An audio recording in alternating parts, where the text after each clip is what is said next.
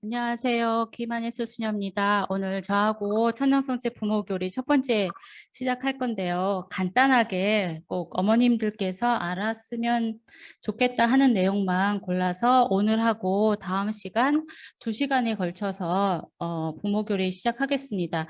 시작하기 전에 시작기도로 주님의 기도 바치고 하겠습니다. 성부와 성자와 성령의 이름으로 아멘.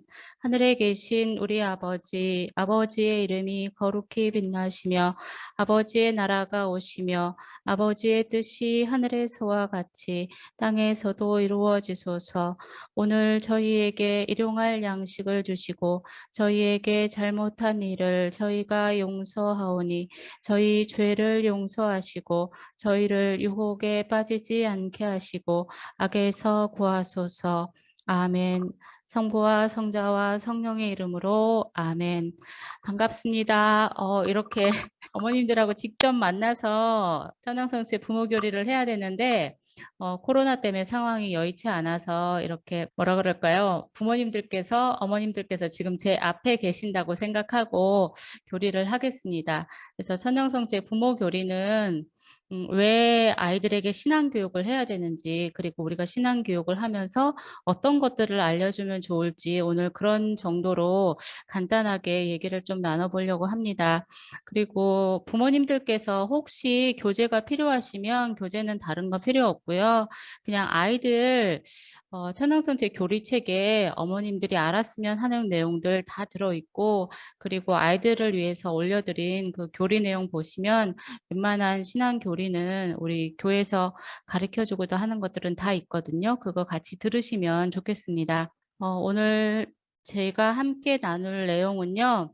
신앙 교육을 왜 해야 되는지, 그리고 부모님들의 역할이 어떤 것들이 있는지에 대해서 한번 얘기를 할 거고요. 그리고 전래 기초, 성호경, 복음서 경배, 그리고 아이들에게 어떻게 기도문을 가르쳐야 되는지 그런 것도 함께 얘기 나누겠습니다. 그리고 신앙교육을 우리가 시켜야 되는데 신앙교육의 책임이 부모에게 있다고 하거든요. 그래서 신앙교육은 아이들한테 뭐 가르쳐 주는 것이 아니라 사실은 아이들은 부모님의 뒷모습을 보고 자란다고 해요. 그래서 신앙도 마찬가지입니다. 신앙교육은 아이들에게 이렇게 해라라고 하는 게 아니라 부모님들이 신앙을 실천하는 모습을 보면서 아이들은 그 모습을 그대로 따라가게 되어 있습니다. 그래서 부모님들께서 잘 보여주실 수 있도록 그런 것들 알려드릴 거고, 그리고 아이들에게 그러면 어떤 것들을 가르치면 좋을까? 그래서 저는 아이들에게 부모님들이 가장 먼저 가르쳐야 되는 것은, 그리고 가장 먼저 모범을 보여주셨으면 하는 것은 기도하는 모습입니다. 그리고 성경을 읽고 성경 말씀을 이렇게 생활에서 실천하려고 하는 모습들 아이들에게 보여주시고, 그리고 아이들에게 그런 것들을 제시해 주시면 가장 좋다고 생각을 하거든요. 그래서 그런 것들 알려드릴 거고, 그리고 우리가 신앙을 가진다는 것은 그리스도인으로서 예수님을 닮아가는 삶을 살겠다고 하는 건데, 무엇이 그리스도인이고, 그럼 그리스도인으로서 특히나 가정생활을 하면서 성가정을 이루어서 살기를 바라는데, 성가정이 뭔지에 대해서 한번 오늘 알아보겠습니다. 그리고 마지막으로 실제로 지금 현재 우리가 나의 삶의 뭐라 그럴까요? 환경? 아이하고 맺어가는 관계성, 어떤 관계성을 유지하면 좋을지 그런 것들에 대해서 쭉 한번 그냥 아주 가벼운 마음으로 살펴보는 시간 가지도록 하겠습니다. 자, 그러면 처음부터 시작을 해볼게요.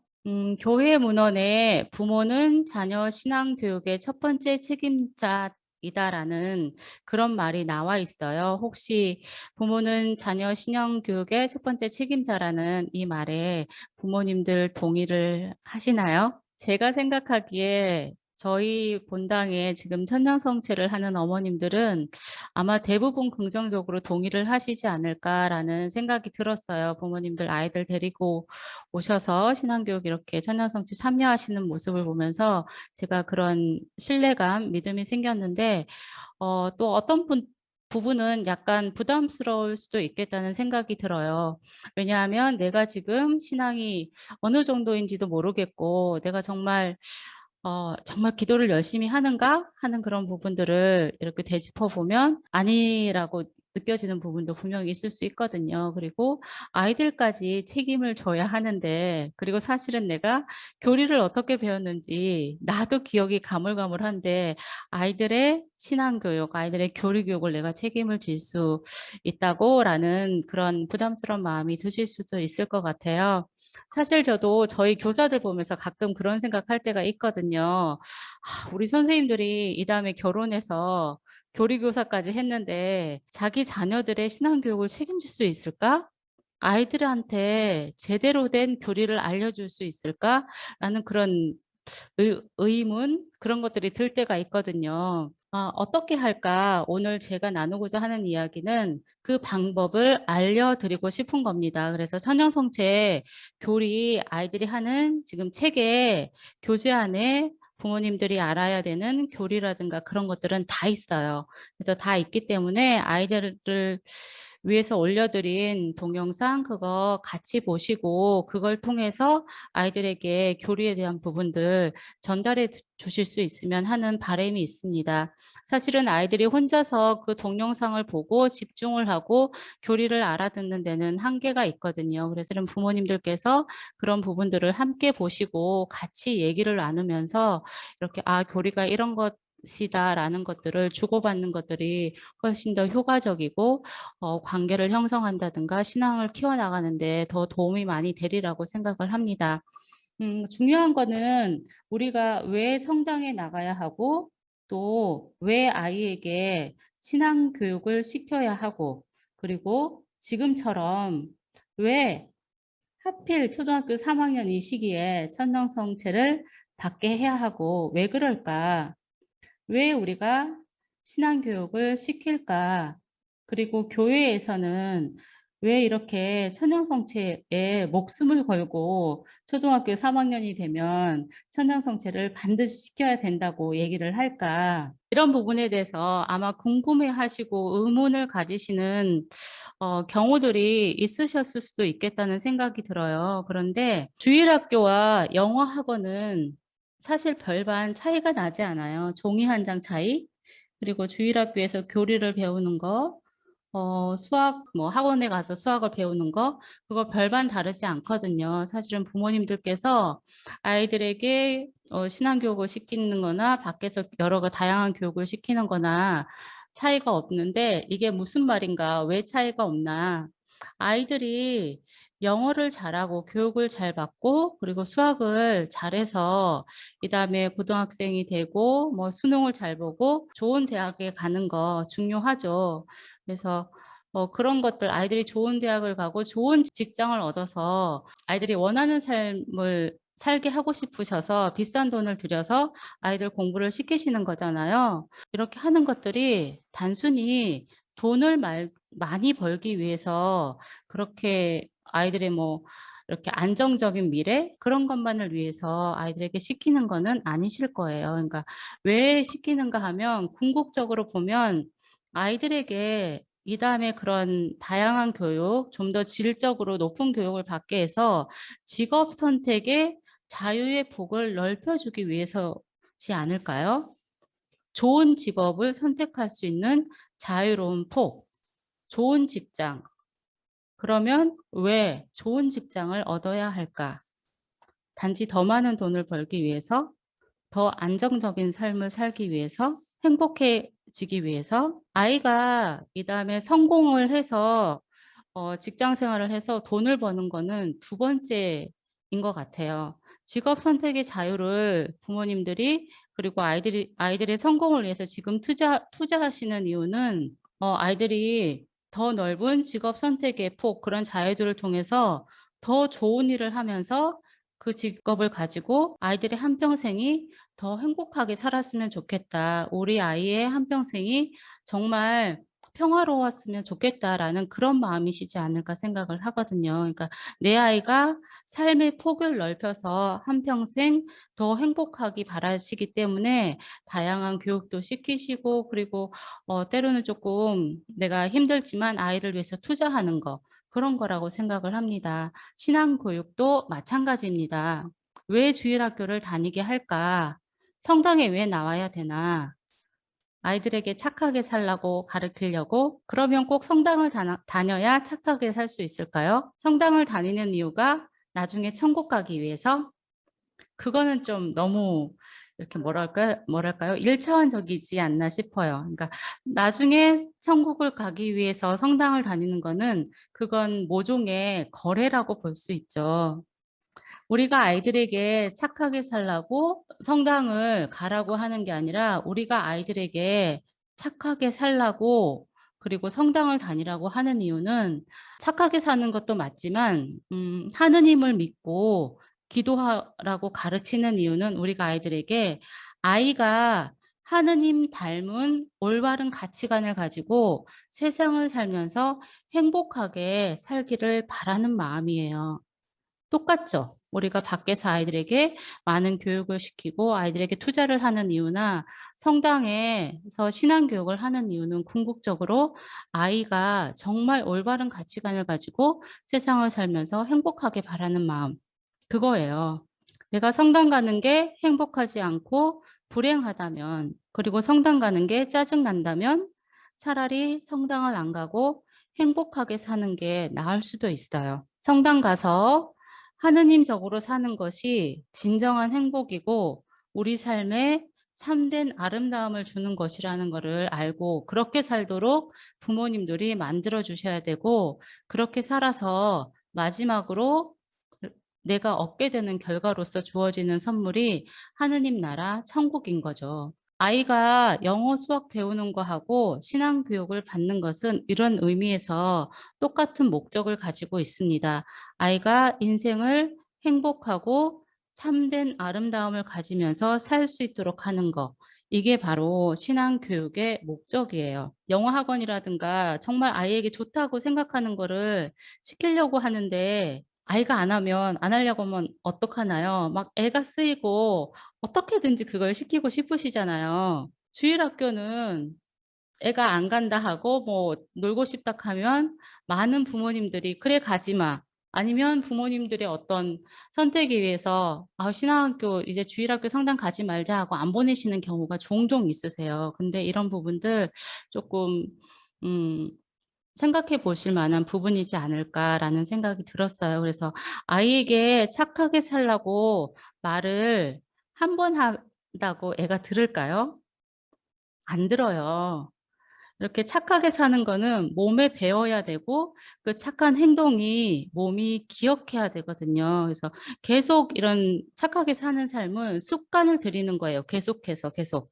계속해서 부모님들이 이렇게 착하게 사는 모습을 보여주시고 그리고 착하게 살아야 된다. 더 긍정적인 행동이 이런 것들이다 하는 것들을 알려주시고 그래야지 좋은 인성이 형성되어 가는 거거든요. 그래서 우리가 부모님들이 신앙교육의 책임자라고 하는 거는 이런 의미에서 아이에게 올바른 가치관을 선택해서 살 수 있도록 우선적으로 부모님이 올바른 가치관을 가지고 있으셔야 되고 올바른 가치관을 내가 할 수 있어야지 내 삶의 목적, 내가 신앙생활을 하는 목적이 분명하게 서 있으셔야지 아이들의 신앙교육을 하는 이유는 아이들이 하느님다운 삶의 가치관을 가지고 정말 자기의 삶을 긍정적으로 행복하게 다른 사람과 더불어서 살 수 있는 것들을 키워나가기 위해서 우리가 신앙교육을 한다는 거. 그래서 신앙교육과 일반 교육은 별반 다르지 않다. 그래서 오늘 어머님들의 삶의 가치, 어머님들의 신앙의 가치를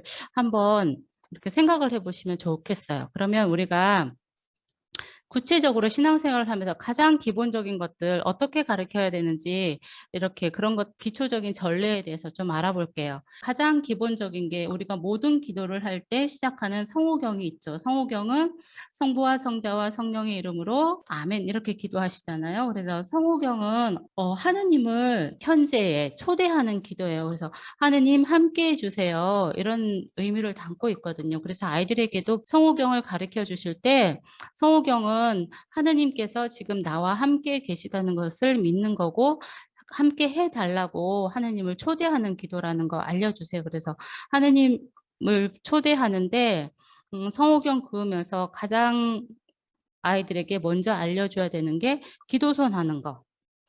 그러니까 우리 가톨릭에서 기도손을 할 때 손을 이렇게 합장을 하고 엄지손가락, 오른쪽 엄지손가락을 왼쪽 엄지손가락을 이렇게 감싸잖아요. 그거를 왜 아이들에게 기도손을 강조해야 되는가 하면 이 기도손을 하는 자세에서 우리의 마음, 우리의 신심이 모아지기 때문에 그래요. 그래서 신부님 미사 들을 때 손 한번 보세요. 그리고 아이들에게 신부님 미사할 때 손을 어떻게 하는지 한 번씩 보게 해주세요. 그래서 신부님 미사 드릴 때 손을 보면 기도손 하는 거 정말 정성껏 하시고 손을 이렇게 하늘로 올리시는 그런 행위들을 통해서 정말 진지하게 미사를 드리시거든요. 그러니까 하느님께 제사를 올리는 마음을 손에 모으시는 거예요. 그래서 이런 것들 아이들에게도 그러니까 미사 주일학교 미사 와서 바른 태도를 가질 수 있도록 부모님들께서 알려주시는 게 아이들의 마음을 집중하고 하느님께로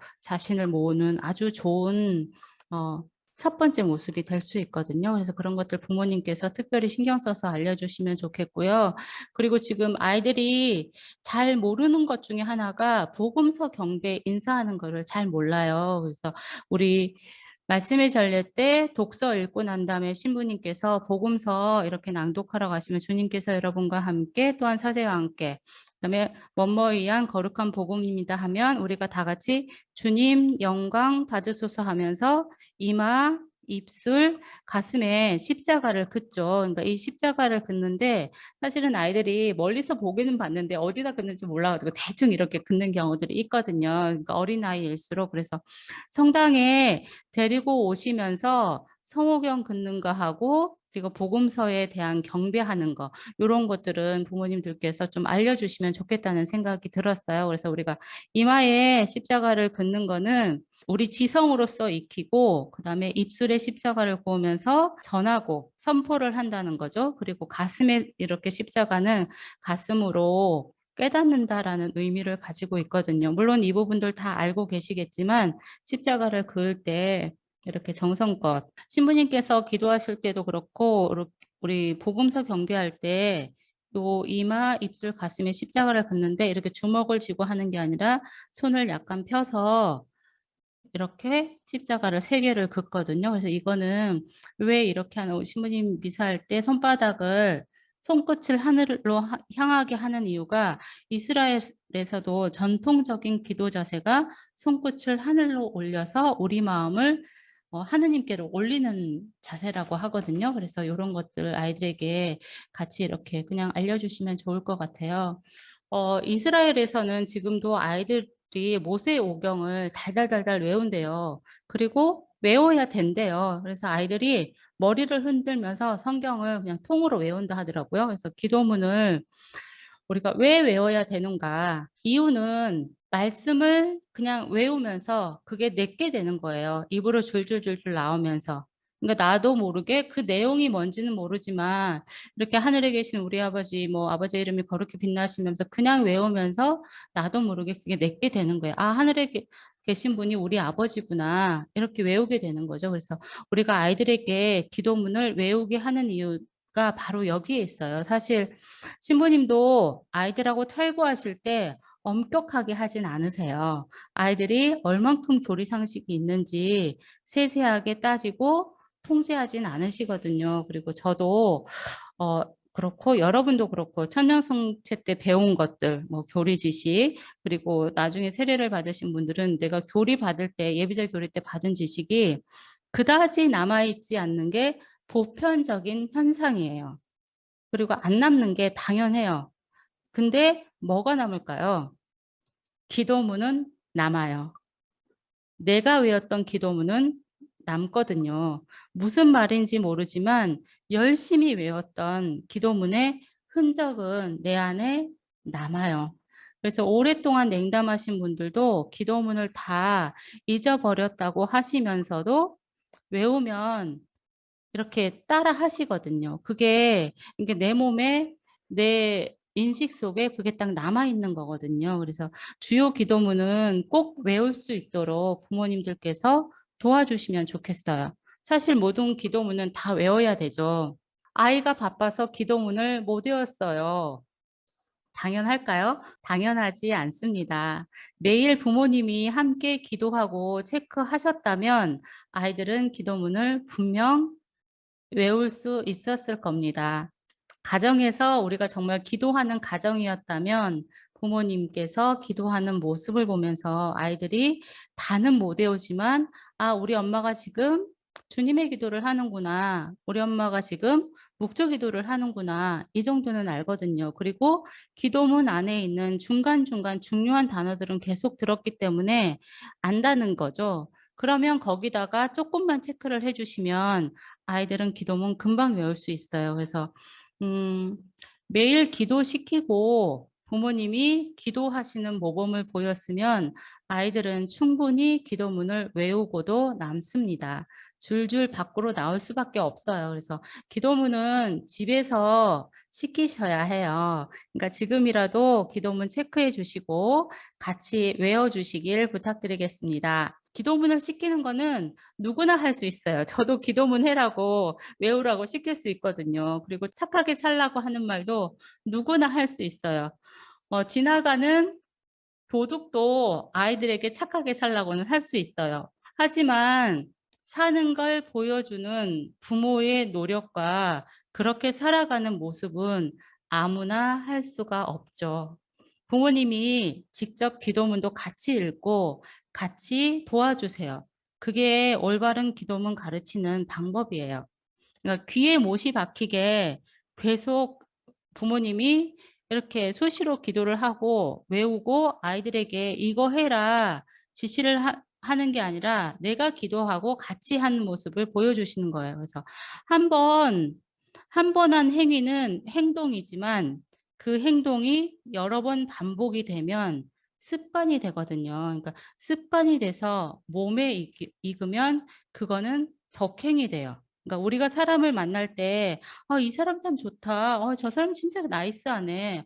저 사람 진짜 좋은 사람이다 했을 때 그 사람은 한 번 착한 일을 한 게 아니고 한 번 한 착한 일을 계속해서 반복을 했고 그 반복이 몸에 익게 된 거예요. 그래서 그 사람 몸에 익은 그 선한 행동이 사람들로 하여금 어떤 긍정적인 에너지를 느끼게 하는 거죠. 그게 바로 덕행이거든요. 그래서 아이들에게도 이런 걸 알려주셔야 돼요. 그러니까 특히 반대로 보면 한 번의 악행은 이게 반복되면 악습이 되고 악습이 몸에 익으면 악덕이 됩니다. 그래서 대표적으로 초등학생 경우는 거의 뭐 이런 예를 잘 볼 수가 없는데 중학생이나 아니면 초등학교 고학년쯤 되는 남자아이들은 특히 남자애들이 비속어를 많이 써요. 뭐 시읒자 들어가는 말, 그다음에 씨 들어가는 말, 그다음에 뭐 하여튼 이상한 뭐 그런 욕 비슷한 말들을 많이 하거든요. 그래서 근데 이 아이들이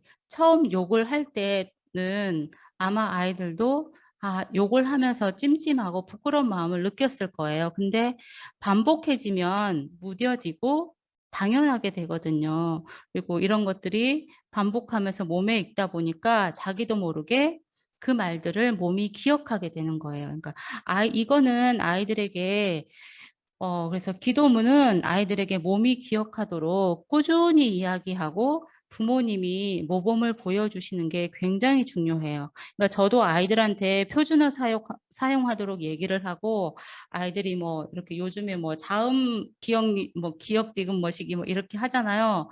그다음에 뭐 줄임말 쓰는 거 저는 아이들이 이렇게 줄임말 쓰고 완전하지 않은 문장을 말하는 거는 못하도록 하거든요. 저도 하지도 않고 그런 말들을 할 때는 언어는 바르게 쓰는 거야라고 저는 얘기를 해주는 편이에요. 그래서 바른 언어를 쓰는 거 그리고 그런 것들이 내 몸에 익혀져 있어야지 내가 다른 사람을 대할 때도 이렇게 좀 더 이렇게 갖추어진 태도로 대할 수 있거든요. 그래서 그런 것들 이렇게 좀 알려주시면 좋을 것 같고 그래서 항상 부모님들께서 신앙교육은 부모님들이 먼저 모범을 보여주시라는 거 그게 가장 중요하다는 겁니다. 그래서 그러면 우리가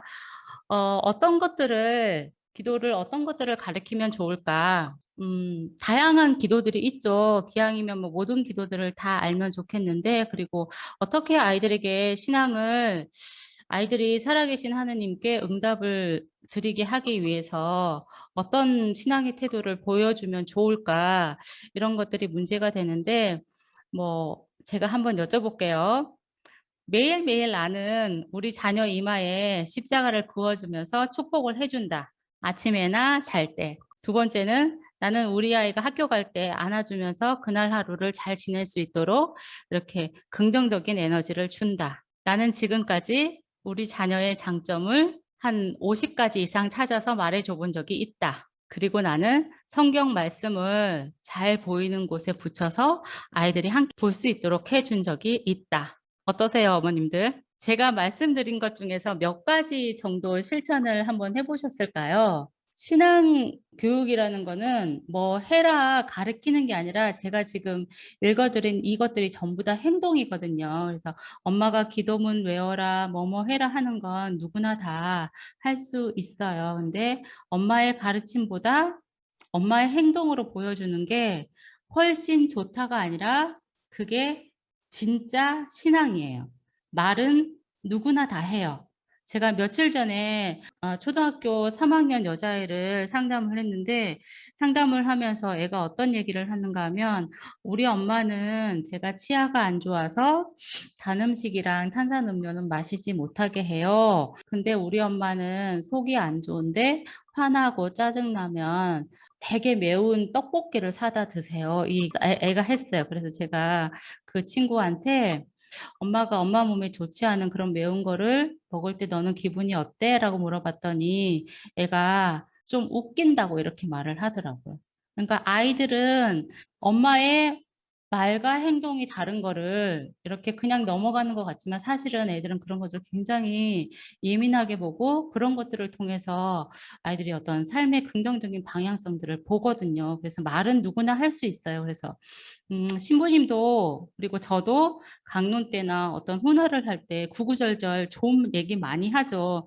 많이 하지만 사실 우리가 진짜 감동하는 거는 그 사람이 그 신부님이 그렇게 사는 모습, 최소한 살려고 애쓰는 모습을 보면서 아 정말 저 신부님 괜찮다. 저 신부님 정말 이렇게 말씀하실 때도 그렇던데 진짜 그렇게 살려고 노력을 하는구나 하면서 감동을 받거든요. 그래서 어머님들도 내 말이 아니라 아이들을 정말 변화시킬 수 있는 거는 나의 행동이라는 거를 조금 진지하게 생각을 해 보셨으면 좋겠어요. 그래서 가장 흔한 예로 효도 있죠. 아이들에게 효도. 우리 10계명에도 부모님께 효도하라는 계명이 있는데 아이들이 가장 쉽게 보고 배우는 게 효도인 것 같아요.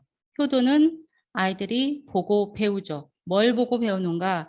엄마, 아빠가 할머니, 할아버지에게 어떻게 하는가를 보면서 배우는 거예요. 우리도 그랬을 거거든요. 모든 아이들이. 왜냐하면 엄마, 아빠도 할머니, 할아버지에게는 아이들이잖아요. 그러니까 엄마, 아빠가 할머니에게 하는 태도나 공경을 아이들은 그대로 보고 배워요. 이거는 100% 확실합니다. 효도는 가르치는 게 아니라 배우는 거예요. 부모가 보여주는 것. 엄마, 아빠에게 하는 걸 그대로 아이들은 그대로 그 엄마, 아빠에게 합니다. 그러니까 여러분들이 부모님께 하는 것들을 아이들은 그대로 여러분에게 한다는 거죠. 이거는 100% 확실해요. 그러니까 효도하라는 가르침 아이들 다 알아요.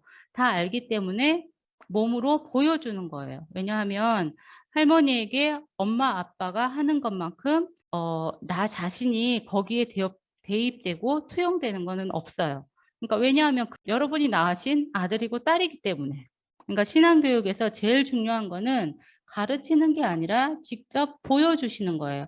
어머님들이 성당에 나오셔서 미사 하시는 거를 보여주셔야 되고 성당 나오셔서 정말 하느님께 이렇게 마음을 다해서 이렇게 하느님을 대하는 거를 보여주셔야지 아이들의 신앙은 크거든요. 그래서 저희 아이 중에 하나애가 그러니까 성당에 왔는데 막 돌아다니고 떠들길래 미사 전에는 앉아서 기도하는 거야 라고 했더니 이 아이가 저는 기도할 거 없는데요? 이렇게 얘기하더라고요. 제가 너무 깜짝 놀랐어요.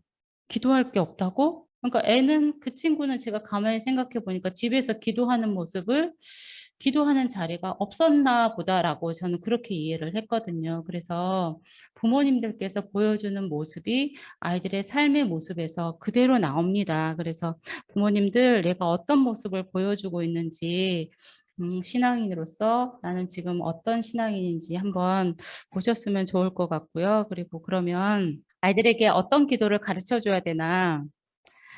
아이들에게 가장 쉽게 가르쳐 줄 수 있는 기도가 화살 기도예요. 그러니까 애들한테 화살 기도를 어떻게 가르쳐 주는가 하면 틈틈이 네가 외롭고 힘들 때 기도하면 하느님이 도와주실 거야. 하느님이 분명히 너한테 네가 청하는 것들을 지금 당장은 아니지만 들어주실 거야. 성부와 성자와 성령의 이름으로 하면서 기도해봐. 이렇게 알려주세요. 그리고 있잖아.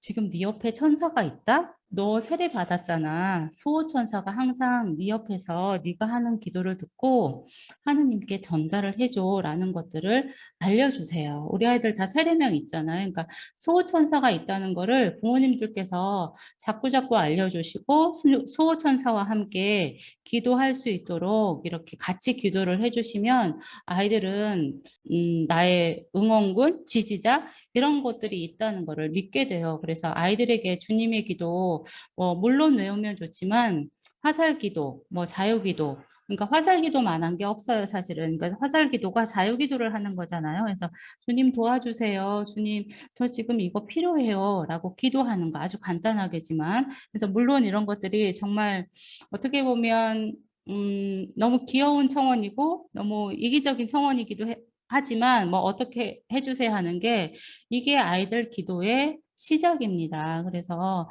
아이들이 화살 기도를 통해서 그리고 자기 수호천사와 함께 하느님께 기도할 수 있도록 기도 습관을 잘 갖춰 나갈 수 있도록 가르쳐 주시면 좋겠어요. 그리고 성경 말씀, 성경을 우리가 가톨릭 신자라면 그리고 하느님을 믿는 그리스도인이라면 성경에 대해서 알아야 되는데 부모님과 함께 성경을 조금 집에서 읽으시는지 모르겠어요. 그러니까 아이들이 기도문이 뭔지 모르지만 성경이 뭔지 모르지만 나는 집에서 부모님과 함께 성경을 읽었다. 기도문이 뭔지, 기도문 내용이 뭔지는 잘 모르지만 부모님과 함께 기도했다. 이게 제일 크게 남거든요. 너무 아름답지 않나요? 우리 부모님하고 내가 뭔가를 했다라는 정말 긍정적인 추억을 공유하고 그런 것들을 가지고 자라나는 아이. 그 아이가 저는 엇나갈 거라고 생각 안 하거든요. 그래서 주일학교 미사를 보면서 저는 한 번씩 너무너무 감동을 받는데 아이들이 복사 서는 모습 그리고 독서하는 모습 이런 모습을 보면 잘은 못할지언정 얼마나 열심히 최선을 다하는지 몰라요. 틀릴 것 같아서 긴장을 하면서도 진짜 열심히 하거든요. 그래서 근데 가끔 한 번씩 이런 생각을 해요. 특히나 독서하는 아이들 독서를 들으면서 '야 저 녀석이 지금 자기가 있는 저 성경 말씀을 이해를 할까?'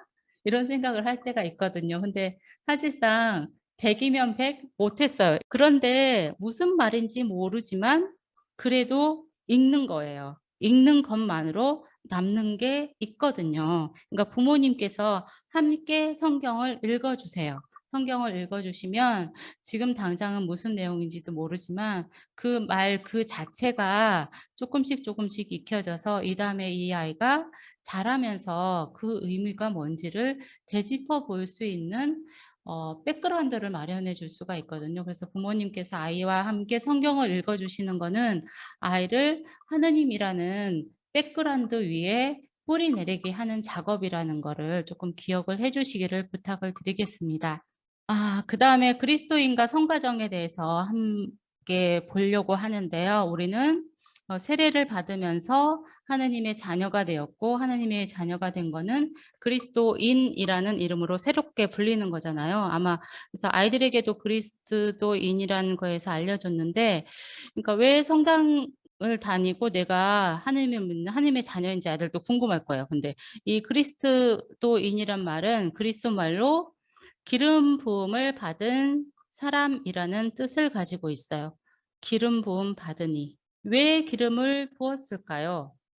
옛날부터 기름은 특히 구약 시대에서 기름은 어떤 치료제로서 사용한 것과 함께 힘이나 권능을 상징하기도 했어요. 그래서 왕이 즉위식을 할 때 왕이 됐다는 표시로 왕관을 씌우잖아요. 그때 기름을 부으면서 특별한 의미를 부여를 했거든요. 그러니까 권능을 주고 어떤 왕으로서의 권력을 주는 거죠. 그러니까 아주 고귀한 기름을 바름으로써 이 사람에게는 이런 권능과 이런 권력이 주어져 있다라는 거를 공개적으로 선포를 하는 거예요.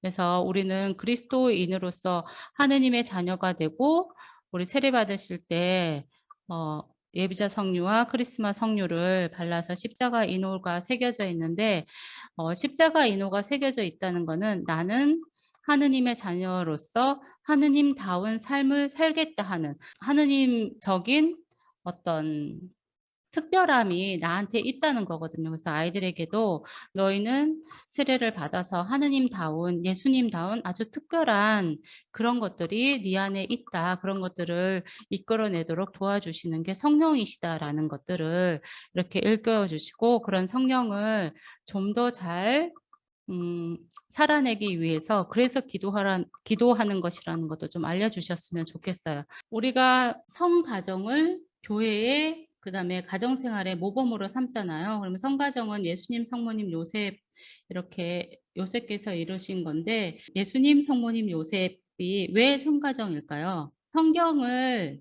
이렇게 살펴보면 요셉은 갈등 속에서 파혼할 생각을 하죠. 약혼한 처자가 남의 아이를 가져서 나하고 결혼을 하려고 해요. 그러면 내가 남의 아이를 키워야 되는데 '나보고 지금 남의 아이를 키우라는 말인가?' 이런 생각을 하면서 아마 엄청난 배신감을 느꼈을 거예요. 그리고 성모님의 입장에서도 아직 결혼하지 않은 상태에서 내가 임신한 것이 발각이 되면 그 당시 법률에 의해서 돌에 맞아서 죽게 되는 사형을 당해야 되는데 돌에 맞아 죽을 각오를 감수를 하고 이렇게 있었거든요, 두 분 다. 근데 요셉은 꿈에 나온 천사의 말을 믿고 그리고 성모님은 가브리엘 천사의 말을 믿었어요. 그러면서 성모님은 가브리엘 천사의 말을 듣고 "주님의 종입니다." 하면서 이 모든 상황을 받아들이시거든요. 그래서 두 분은 하느님의 말씀을 믿은 거예요.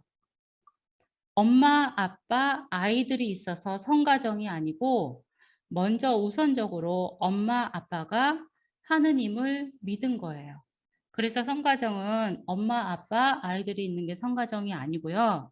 집에 십자가가 있고 집에 성모상이 있어서 성가정이 아니고 함께 엄마, 아빠가 하느님을 믿기 때문에 그리고 그 믿음을 자녀와 함께 살아가기 때문에 성가정이 될 수 있는 거예요. 엄마 아빠 한쪽이 없을 수도 있어요. 거룩한 가정, 기도하는 가정. 집에서 엄마 아빠와 함께 기도하는 가정이 성가정이에요. 함께 기도하는 거, 특히 자기 전에 저녁 기도 같이 하는 거, 같이 모여서 식사 전후로 같이 기도하는 거, 함께 기도하는 가정이 진짜 성가정이라는 거죠. 그러니까 성당에 같이 나오는 가정이 성가정이 아니에요. 그래서 그런 경우 있잖아요. 엄마는 성당에서 열심히 활동하시고 아빠는 일하고 미사 따로 드릴 수 있어요. 아이들은 주일학교 미사하고 엄마는 교중 미사하고 상관없어요. 하지만 성가정이 되기 위해서 꼭 필요한 거는 집에서 함께 기도하는 거. 이게 바로 성가정이에요. 그래서 아까 기도는 부모님들께서 모범을 보여주시고 아이가 습관이 될 수 있도록 계속해서 알려주시고 이렇게 함께 하셔야 된다고 말씀드렸는데 특히나 식사 전 후 기도 이거는 습관이에요. 식사 전후 기도를 하면서 기도 습관을 부모님이 가르쳐 줄 수 있는 아주 좋은 거거든요. 그래서 아이들과 함께 식사 전후 기도는 꼭 같이 하면서 기도하는 습관을 길러주시기를 부탁드리겠습니다. 벌써 마지막이네요. 마지막으로 우리의 삶을 한번 바라볼게요. 아이들과의 관계에서 다양한 것들이 있는데 가장 중요한 게 최근에 들어서 아이의 정서 지능에 대해서 얘기를 많이 하죠. 아이의 IQ보다는 EQ가 세상을 살아가는데 훨씬 더 긍정적인 영향을 미치고 EQ가 높은 아이들이 성공하더라 이런 것들이 있거든요. 그래서 행복한 아이들이 성공하지 성공한 아이가 행복하지 않다라는 거는 많은 연구에서 이렇게 밝혀져 있어요. 그래서 이 행복한 아이들 EQ가 높기 위해서 가장 중요한 게 아이의 자존감이에요. 아이의 자존감. 부모님들은 어떠신가요? 아이의 자존감을 잘 키워주시고 계시죠? 그러실 거라고 믿습니다. 제가 아마 이거는 대면 교리를 했으면 제가 못 따라챘을 수 있을 건데 저는 비대면으로 주일학교 교리를 하면서 이렇게 바라보게 되는 또 다른 모습들이 있어요. 아이들 비대면 교리할 때 가끔씩 부모님들 나오셔서 아이들을 대하는 것들 보게 될 때가 있거든요. 그러니까 그럴 때 아, 부모님하고 아이의 관계가 어떻겠구나 하는 것들이 짐작으로 보여지는 부분들이 있어요. 그래서 집에서 인정받지 못하는 아이는 밖에서도 절대로 인정받지 못합니다. 집에서 "너 이거밖에 못해." "아 빨리빨리 해." 다른 애는 다 했는데 너 이제까지 너 어떻게 할래?" 뭐 이런 말들, 비교하는 거. 이러면 아이들은 자존감이 떨어져요. 집에서 인정받지 못하는 아이들은 밖에서도 절대로 인정받지 못합니다. 아이들은 인정할 게 있어서 인정해 주면 좋겠죠. 칭찬도 해 주고. 근데 아이들은 다 부족해 보여요. 그렇지만 "괜찮아. 잘할 수 있어. 화이팅." 그러니까 실수를 통해서 성장할 수 있도록 도와주는 거예요. 이런 말이 있어요. "실수를 산다."라는 말이 있거든요. 그래서 저는 제가 제일 좋아하는 말 중에 하나가 "실수를 실패하지 않도록 아이들에게 실수하는 기회를 줘라." 그러니까 저는 항상 아이들에게 "실수해도 괜찮아. 실수한 거를 네가 다시 돌아보면서 그다음에 실수하지 않으려고 노력하면 돼."라고 얘기를 하거든요. 그러니까 아이들이 부모님들께서 아이들이 실수할까 봐 실패할까 봐 특히나 한국 엄마들이 뭐를 하면 엄마들이 다 해 주세요. 근데 저는 사실 그거 굉장히 쪼끔 뭐라 그럴까요? 좀 안 해 주셨으면 하는 바람이 있어요. 천연성질 교리를 하면서도 아이들한테 어떤 과제를 내고 해 보라고 하는 이유는 아이들이 못해도 자기가 직접 그거를 실천을 해 보면서 이렇게 아주 작지만 긍정적인 경험을 하기를 바라기 때문이거든요. 그래서 못해도 괜찮아요. 그리고 아이 때는 당연히 못하는 게 맞아요. 그러면서 쪼끔씩 자기 속도에 맞춰서 삶을 개척해 나가는 거거든요. 그러니까 아이들이 삶을 개척해 나갈 수 있도록 아이들이 실수할 수 있도록 여지를 좀 주셨으면 좋겠어요. 그래서 밖에서 아무리 애들이 찐따 맞고 따돌림 당하고 속상하고 힘들게 들어왔어도 집에서 부모님께서 긍정적으로 지지를 해 주시고 부모님으로부터 힘을 얻은 아이들은 그 힘으로 자신의 내면을 충전해서 밖에서도 굉장히 적응력이 좋게 사회성 있게 잘 헤쳐나가요.